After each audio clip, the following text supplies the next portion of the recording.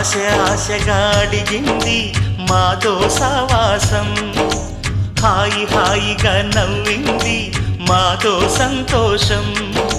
మధురమైన మమకారం మా ఇంటి పేరు అంటే, మనసు మీటు అనురాగం మా మాట తీరు అంటే, బతుకంటే ఎంత బాగుంటుందా అనుకోదా లోకం. ఇటువంటి వింత తను చూసిందా అనుకోదా స్వర్గం.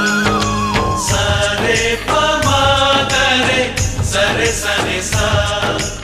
ఆశ ఆశగా అడిగింది మాతో సావాసం, హాయి హాయిగా నవ్వింది మాతో సంతోషం.